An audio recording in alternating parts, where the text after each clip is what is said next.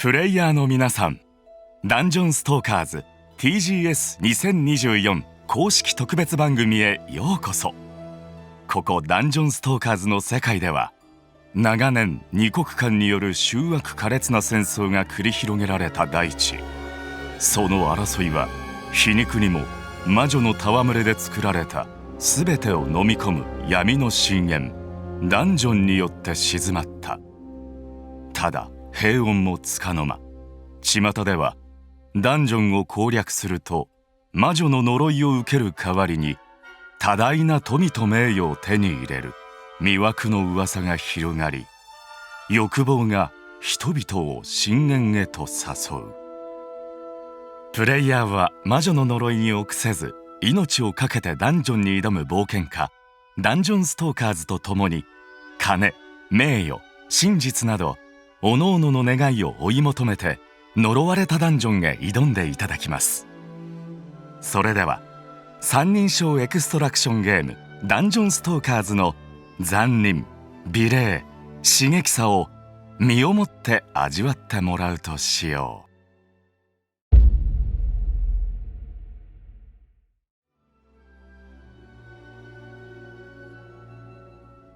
改めてダンジョンストーカーズとは、幻想的なファンタジーの世界を背景にさまざまな思いを秘めたストーカーズたちと共にダンジョンを探検してミッションを完了し、アイテムを獲得してダンジョンからの脱出を目指す三人称エクストラクションゲームです。本作はエクストラクションゲームの醍醐味であるプレイヤー同士の競争と生き残りの面白さを味わっていただける PVEVP の監獄ダンジョンモードのほか、ダンジョンストーカーズの世界をより気軽に体験できる PVP 激戦地モードの2つのメインモードを用意しています。その他ソロプレイを楽しめるもう一つの PVEVP モードと、対人戦が苦手な方向けの PVE モードなどさまざまなモードを実装予定です。またプレイヤーにより深いゲーム体験をお届けするため、自分に合ったプレイが可能となる多様なキャラクターとスキル構成システム、見た目でダメージが視認できるアーマー破壊システム、戦術に大きく影響する環境変化をもたらす魔女の呪いシステムなど多くの要素を準備しています。また初めてエクストラクションジャンルを経験するプレイヤーの皆さんに親しみやすい工夫をゲームに盛り込んでおります。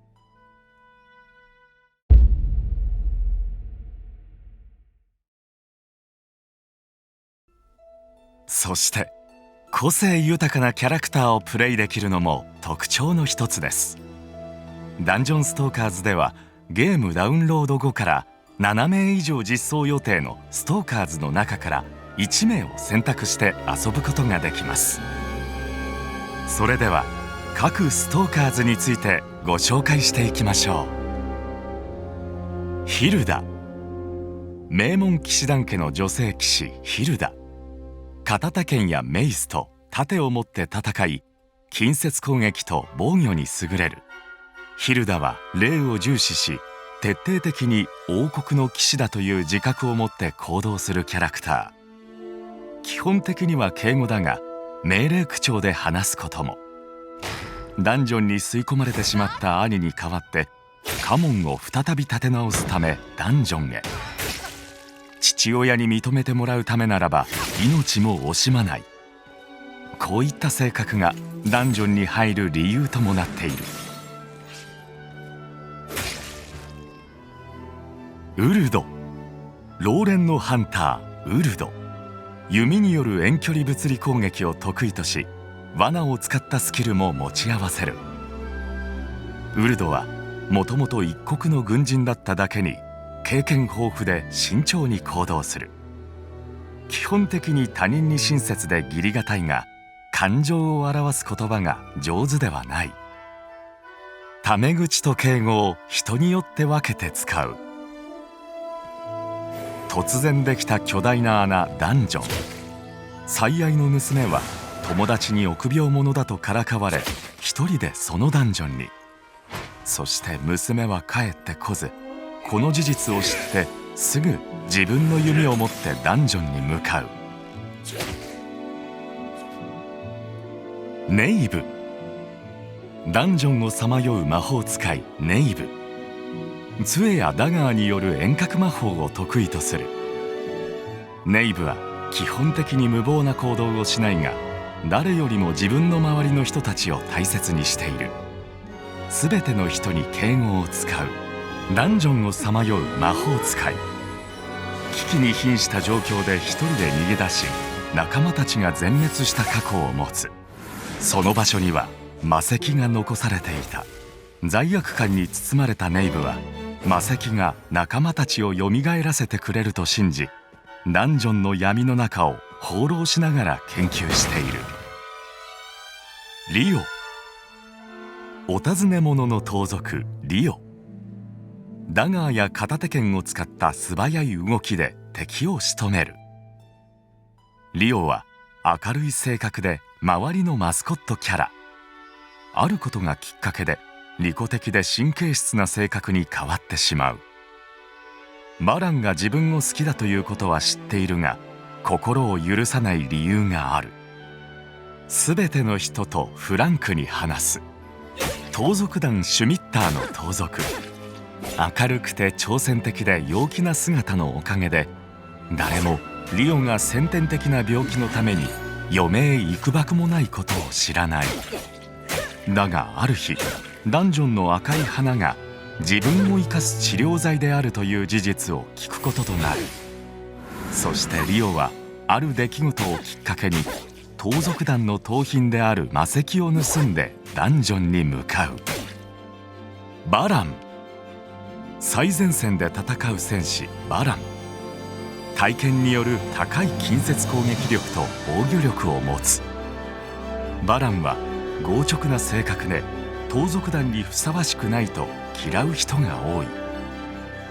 弱者のものを奪わないなどの哲学がある。リオを心から愛しており、彼女のためなら何でもできる。すべての人とフランクに話す。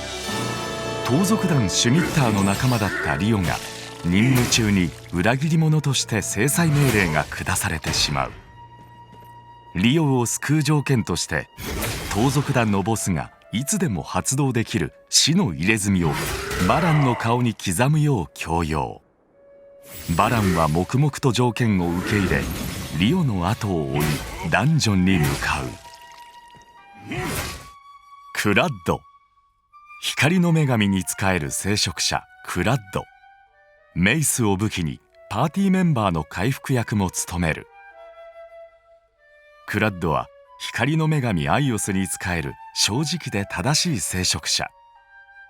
親切で思いやりに満ちているが、実際には人をよく信じることができない。すべての人に敬語を使う。戦争中に村を守ろうと光の呪文を唱えていた母親が死亡するところを目撃。自分の信仰に疑問を感じるようになる。ちょうどその頃、魔女のダンジョンで同じ現象が発生したという情報を聞いて、真実を探るためにダンジョンに向かう。レネ。ヴァンパイアの召喚師レネ。召喚魔法による遠隔攻撃を使う。レネは感情の起伏が少なく、基本的に人間を信じない。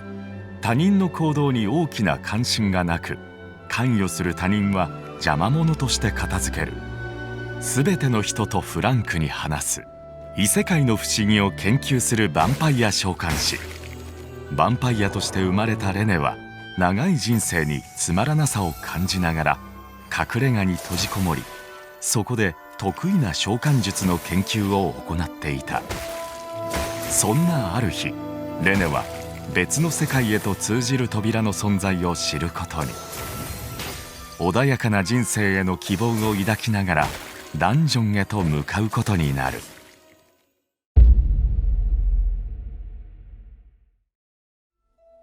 それぞれ紹介したストーカーズはパッシブスキルと固有のアクティブスキルを持っています。パッシブスキルはダンジョン内でアイテムを集めることで獲得できます。パッシブスキルには神速栄唱、直撃などの攻撃に特化したものから、防御集中のような防御に特化したもの、そして支援に特化したものなど、さまざまなパッシブスキルをストーカーズに装備することが可能です。パッシブスキルの組み合わせによって同じストーカーズでも異なるプレイスタイルで楽しむことができます。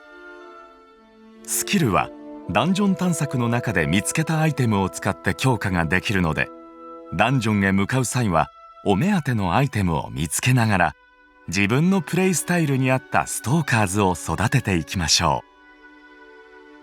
戦闘に慣れてきたらコンビネーションと呼ばれる特殊な効果を活用してみてください。属性のついている攻撃を順番に当てることで、コンビネーションの効果により敵が気絶します。例えばヒルダの刃の激突で雷ダメージをモンスターに与えた後に、クラッドの土に帰れで光ダメージを与えることでコンビネーションが発動し、モンスターに気絶の効果を与えます。どのようなパーティーで臨むか、スキルを組み合わせていくかもダンジョン探索の醍醐味になります。ダンジョンの環境は毎回同じとは限りませんよね。この世界ではダンジョン探索の魅力をより感じてもらうシステムをご用意しています。それは魔女の呪いです。魔女の呪いは特定の時間になるとさまざまな効果の呪いがランダムに発生します。ダンジョンにいるストーカーズ全員に同じく適用されます。時には探索の助けになる呪いもあれば、どこかに巨大なモンスターが現れたり、とても強い武器が出現したりなど、毎回同じではない新しい発見のある探索をすることができます。さらに視覚的にも楽しめる要素としてアーマー破壊システムを実装。アーマーポイントが 100%、50%、0% で見た目が変わり、さらに敵からのダメージが変わるため、自分のアーマーだけでなく敵のアーマーの壊れ具合など見ながら攻めるのか撤退するのか、戦略の一つとしても楽しめる要素になります。皆さん、魅力的だからといってわざと破壊してはいけませんよ。アーマーが破壊された状態では小さなダメージが危機的な状況を作ってしまうかもしれません。くれぐれも好奇心で試さないようにお気をつけくださいね。そんなダンジョンストーカーズの世界ですが、エクストラクションゲームの醍醐味を楽しんでいただくメインとなるプレイヤー同士の競争、モンスターの攻撃に立ち向かう PVEVP の監獄ダンジョンモード。プレイヤー18名が2チームに分かれて行う PVP 激戦地モードが実装。監獄ダンジョンモードではアーティファクト調査、亡骸送還、暗殺、モンスターハントのいずれかのミッションを選択し挑むことができます。それぞれのミッションごとに報酬アイテムが異なるため、一つの目的を持ってダンジョンに挑むことができます。激戦地モードでは9対9に分かれて行う対人モードです。モンスターに邪魔されず最大限対人戦を楽しむことができます。メインモードの他に冒頭にもご紹介した気軽に楽しめる要素も魅力です。ダンジョンのシステムはそのままにソロプレイを楽しめるもう一つの PVEVP モード。対人戦が苦手な方向けに PVE モードなどさまざまなモードを実装予定です。さらにどうやってダンジョンに挑めばいいのかわからない新人の冒険者の方へチュートリアルモードを実装しました。基本操作やダンジョン探索のポイントなどを確認することができます。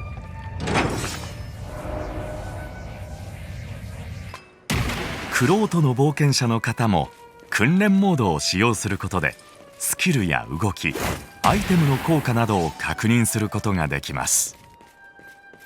ダンジョンでの成功率を高め挑んでいく中でダンジョンストーカーズの魅力を見つけてみてください。ダンジョンストーカーズの世界の魅力、皆さんいかがでしたでしょうか。ここからはダンジョンストーカーズの操作についてご紹介いたします。待機画面ではスキルの設定、持ち物の準備などダンジョン探索の準備を行います。またガイドはプレイ方法やダンジョンの紹介などさまざまなシーンでサポートをしてくれます。整備では装備するアイテムの確認や探索で手に入れたアイテムを倉庫に移動するなどが可能です。そしてエクストラクションゲームをプレイしていてこんな経験はありませんか？攻略を失敗してアイテムを失ってしまったなんてこと。このダンジョンでは攻略を失敗しても一部アイテムを持ち帰ることのできるカバンを実装。換金アイテムを持ち帰るのかハイレベルなアイテムを持ち帰るのかはあなた次第。訓練ではスキルの装備、強化、確認が可能です。ダンジョンの探索前にどのミッションを受注するかを選択します。またマッチング機能もあります。そしてダンジョンストーカーズではパーティーメンバーとゲーム内ボイスチャット、テキストチャットの機能を使ってコミュニケーションを取ることができます。その他にも待機所やダンジョン内でエモートを使用することも可能です。ここからは実際のゲーム画面を見ながらご紹介しましょう。それではパーティーメンバーの準備が整ったようです。ダンジョン探索に向かいましょう。監獄ダンジョンモードでは一つのダンジョンに最大18名入場ができます。18名入場するか一定時間経過後ダンジョン探索が始まります。ここからダンジョンに突入です。高い攻撃力と防御を持ったバラン、回復のスキルを持つクラッド、弓矢による遠隔攻撃のウルドの3人で挑みます。暗い場所では照明石が有効です。最大連続して3分間利用が可能です。そしてダンジョンのオブジェクトは攻撃で破壊することができます。オブジェクトの中にはアイテムが入っていることも。おっと、なんだか強そうなモンスターですね。時に強そうなモンスターに遭遇しても見逃すことも戦略です。マップは左上のミニマップ、もしくはキー操作によって全マップを参照できます。魔女の帳がどのように迫っているか、自分がどこにいるかを確認しながら複雑なダンジョンを攻略していきましょう。さあ、魔女のいたずらの時間です。モンスターが召喚されました。このように強いモンスターが突然召喚されたり、時に我々の攻撃を強くしてくれたりとさまざまな効果があるので、皆さんぜひダンジョン探索をしながら魔女のいたずらを楽しんでみてください。ダンジョンを進んでいきましょう。ドアを開けてその先が必ず安全とは限りません。もちろん1匹しかいないとも限らないのです。倒したモンスターや宝箱から出たアイテムはその場で身につけたり持ち帰って換金することも可能です。ダンジョンでは他のストーカーズと出会うこともあります。助け合うかダンジョンの秘宝を奪い合うか、それは皆さんにお任せしましょう。そう、ここはダンジョンの中なのだから。今回の監獄ダンジョンでは亡骸送還ミッションが選択されていますね。マップに表示された亡骸を見つけてください。ミッションをクリアすることでスキルを強化することのできるアイテムを入手することができます。ダンジョンには隠された通路などもあります。隠された通路の先に何があるのか、ぜひ皆さんの目で確かめてみてくださいね。皆さんがこのダンジョンに挑むのを楽しみにしています。皆さんいかがでしたでしょうか。今後のダンジョンストーカーズのスケジュールについては番組の最後にお知らせいたします。ここで本作の開発ディレクターハン・デフンのメッセージをご覧いただきましょ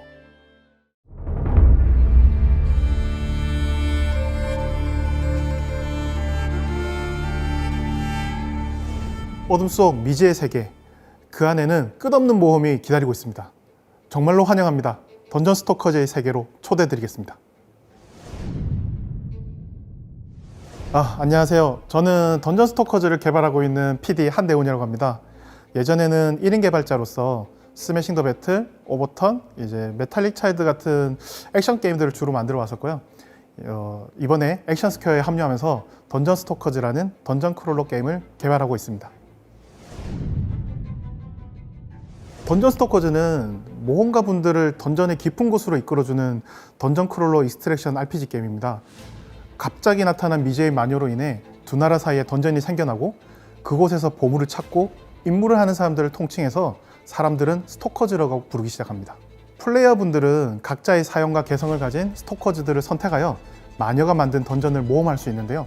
다른 플레이어분들과 함께 파티를 구성하거나 이제 혼자서 단독으로 던전을 입장하여 던전 내 다른 플레이어들 또는 몬스터들과의 전투를 통해 좋은 보상을 얻고 궁극적으로는 던전에서 생존하여 탈출하는 것이 목적인 게임입니다. 이곳에는 마녀의 저주와 숨겨진 보물이 여러분들을 기다리고 있습니다. 던전의 깊은 곳에 숨겨진 보물을 찾고 다른 플레이어들과 몬스터, 마녀의 저주로부터 생존을 위한 모험을 한번 떠나보십시오. 익스트랙션도 배틀로얄처럼 생존과 탈출을 목표로 하는 게임이다 보니 기본은 전투라고 생각을 합니다. 3인칭 시점으로 제작을 결정한 이유도 다른 플레이어 및 몬스터들과의 전투 간 액션의 상호작용을 강조하기 위함이었습니다. 물론 이제 배틀로얄이나 슈팅을 기반으로 한 익스트랙션 게임들은 전장이 비교적 넓어서 선수 필승이나 기습킬 이런 구도가 되는데요. 근접 전투에서는 사실 이런 구도가 쉽지는 않습니다. 장비, 피지컬 여러 가지 차이가 나서 우연에 기대기 힘들기 때문인데요. 그런 상황에서 전투만 강조하면 매우 코어한 플레이어들만 게임에 적응을 하고 신규 플레이어들은 진입이 쉽지 않을 거라고 생각을 했습니다.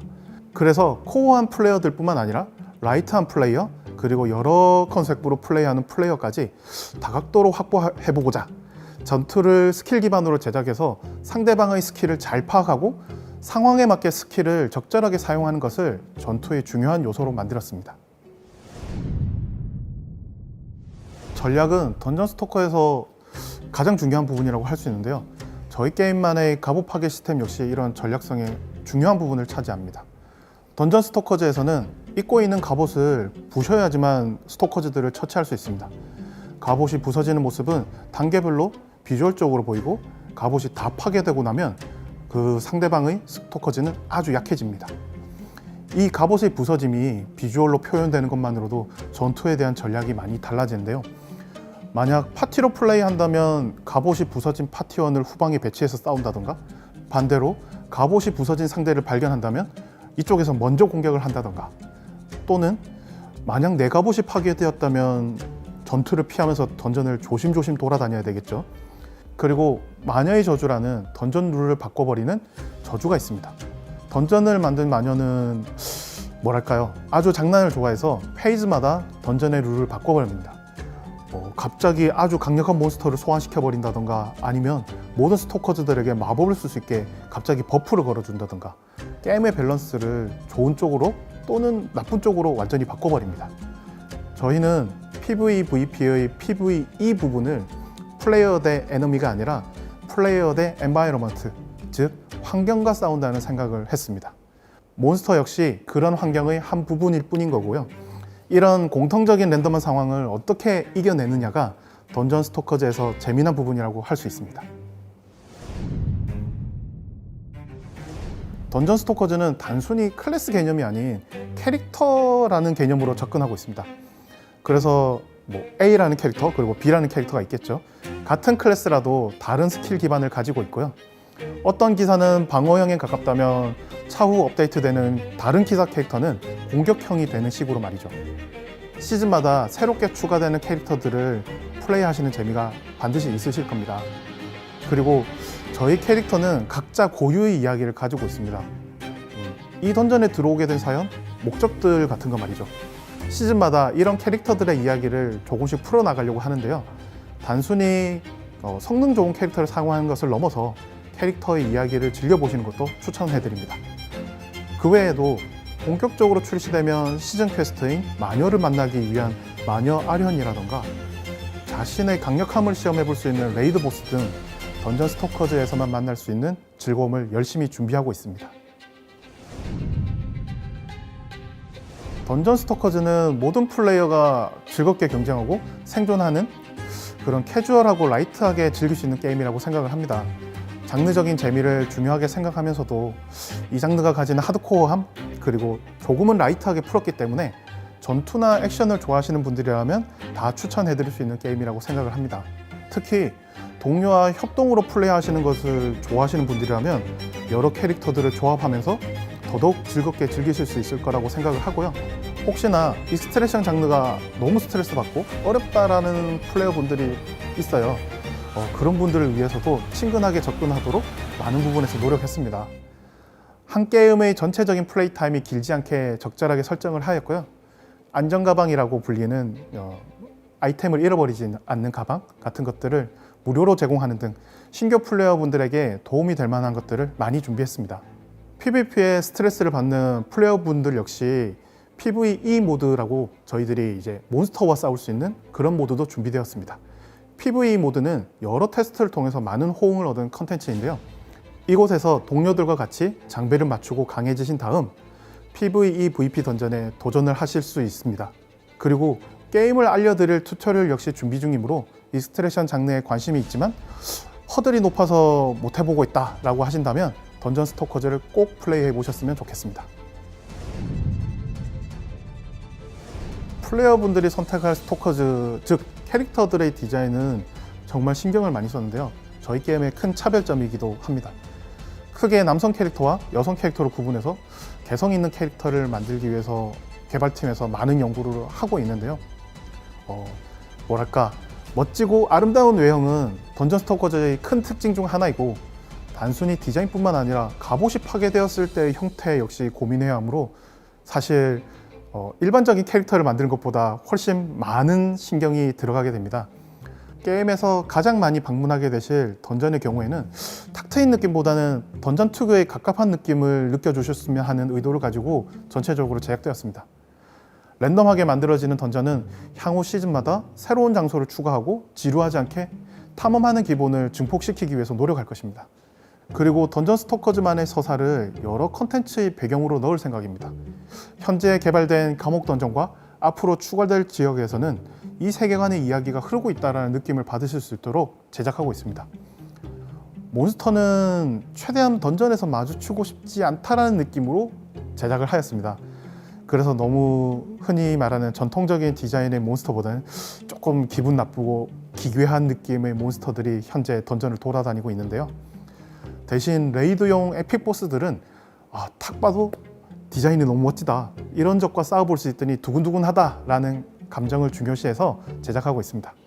아마 테스트 기간 동안에는 이런 에픽 보스들을 아껴둘 예정인데요. 꼭 정식 출시가 되면 그들을 만나러 와주시면 감사하겠습니다.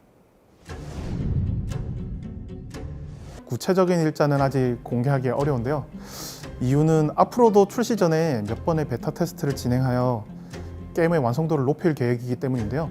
저희는 플레이어 분들의 다양한 피드백이 게임의 개선을 위해 매우 중요하다고 생각을 합니다. 현재 시점에서 정확한 출시 일정을 발표 못하는 점은 많은 양해를 부탁드리겠습니다. 하지만 오래 기다리시게 하지 않겠다라는 저희 개발팀의 목표도 있습니다. 당연히 물론 완벽하게 준비되어서 출시할 수 있으면 좋겠지만 조금이라도 기다리고 있는 플레이어분들을 빠르게 만날 수 있도록 하는 것이 얼리 액세스가 가장 좋은 방법이라고 생각을 했습니다. 얼리 액세스를 하더라도 실제 시즌을 운영하듯이 운영을 하면서 신규로 모인 플레이어분들부터 계속 플레이해주신 플레이어분들까지 모두 함께 게임을 발전시키고 싶습니다. 플레이어분들의 지속적인 피드백으로 게임의 모든 측면에서 개선될 것이라고 저희 개발팀은 믿고 있습니다. 던전 스토커즈가 최고의 게임이 될 수 있도록 스팀 커뮤니티나 디스코드로의 높은 참여를 기다리고 있겠습니다. 던전 스토커즈는 프리투플레이로 무료로 출시되게 됩니다. 던전 스토커즈에 관심이 있는 분들은 친구에게도 가볍게 추천해서 즐겨주셨으면 하는 마음에서 그렇게 결정하게 되었고요. 물론 많은 분들이 걱정하시는 페이 투 윈 요소는 제외할 계획입니다. 구체적으로는 얼리 액세스 출시 전에 몇 차례의 베타 빌드에 대해서 테스트를 진행할 예정입니다. 저희들이 아직 부족한 캐릭터의 밸런스와 전체적인 게임 내 경제 밸런스가 중요한 테스트 포인트가 될 것 같습니다. 그리고 편의 요소, 그리고 UX 같은 요소들도 최대한 폴리싱해서 테스트를 할 예정이고요. 밸런스 테스트와 얼리 액세스, 그리고 그 후에는 정식 출시를 할 예정이고 공식 시즌을 시작하는 것을 목표로 하고 있습니다. 얼리 액세스가 시작될 때 좀 더 정확한 로드맵을 플레이어분들에게 알려드릴 수 있도록 하겠습니다. 쉽지 않은 질문인데요. 전투 밸런스 역시 꾸준한 테스트와 분석이라고 생각을 합니다. 몇 번의 테스트와 FGT를 통해서 얻은 피드백과 데이터로 현재는 밸런스를 맞춰 나가고 있고요. 단순히 PVP만 밸런스를 맞추는 게 중요한 게 아니라 저희 게임 같은 경우에는 PVE까지 밸런스를 맞춰야 하다 보니 사실 이때 동안 만든 그 어느 게임보다 밸런스를 맞추는 난이도가 높은데요. 약간 다른 게임들과는 다르게 밸런스를 맞추는 부분이 있다면 모두가 공평한 밸런스를 추구하다가 결국은 개성이 없어지는 경우를 많이 봐왔습니다. 그래서 사실 모두가 공평한 밸런스보다는 그 캐릭터의 매력이 어떻게 나올 수 있는지, 어떻게 보여줄 수 있는지 그런 쪽으로 밸런스를 더 중시하고 있습니다. 사실 불법 프로그램은 온라인 PVP 게임들이 가지고 있는 아주 고질적인 문제이고 던전 스토커즈에서도 매우 중요한 문제로 생각하고 있습니다. 불법 프로그램을 막았다고 하더라도 다양한 변종 프로그램들이 다시 발생하는 상황을 계속해서 봐왔습니다. 저희들이 구축해놓은 시스템과 플레이어분들께서 제보해 주시는 것을 적극적으로 활용해서 꾸준히 제재할 예정입니다. 불법 프로그램은 온라인 게임의 재미를 망치는 제1 원인 중 하나라 생각을 하고 불법 프로그램 대응을 위한 지속적인 개선을 통해 더욱 공정한 게임 환경을 만들기 위해 노력을 멈추지 않겠습니다. 모험을 시작할 준비가 되셨나요? 당신의 던전 스토리가 여기서 시작됩니다. 친구들과 함께 모험을 떠나보십시오.